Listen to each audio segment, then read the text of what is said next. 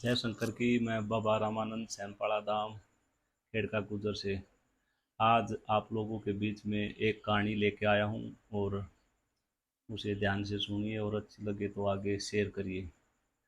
ईश्वर बड़ा दयालु है। एक राजा का एक विशाल फलों का बगीचा था। उसमें उसकी देख रेख के लिए एक किसान को रख रखा था। किसान अपने परिवार के साथ रहता था। किसान जब भी राजमहल में जाता तो बाग से फलों का टोकरा लेकर जाता था, ताजे फलों का। एक दिन बाग में तरह तरह के ताज़ा फल तैयार थे। अमरूद, नारियल और सेब, चीकू और अंगूर। उस दिन किसान के मन में आए कि आज राजा के लिए क्या फल लेके जाऊं। उस दिन किसान राजा के लिए अंगूर लेके चला जाता है। अंगूर राजमहल में लेके गया। उस टोकरे को ले जाकर अंगूरों अंगूरों से जो टोकरा भरा था वो ले जाकर राजा के सामने रख दिया।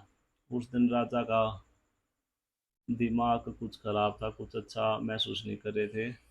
उन्होंने क्या किया, एक अंगूर खाते और दूसरा अंगूर उठाकर और सीधा किसान के माथे पर मारते।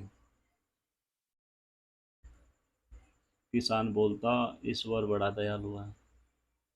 फिर ऐसे ही दूसरा अंगूर उठाया, एक खाया और फिर किसान के माथे पर मारा।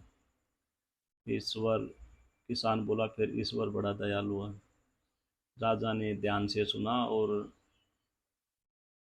कुर्सी पर सही तरह से बैठा और बोला कि मैं आपको अंगूर मार रहा हूँ और आप ईश्वर बड़ा दयालु है ऐसे बोल रहे हो। बोले, हाँ महाराज, मैं सत्य बोल रहा हूँ।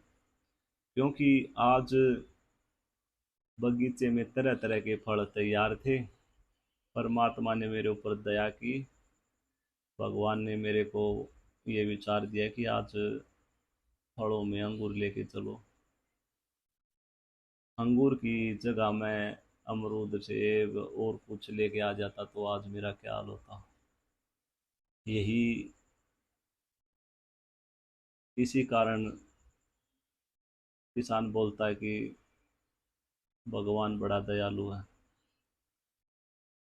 इस कहानी से ये सीख मिलती है कि जैसा हम कर्म करते हमको वैसा ही फल मिलता है और इसका दोष हमें कभी और दूसरे को किसी को नहीं देना चाहिए।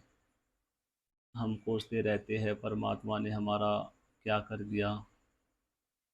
कुछ भी गलत होता हमारे से, हम परमात्मा को ही दोष देते हैं। जैसा हम बोते हैं वैसा ही हम काटते हैं।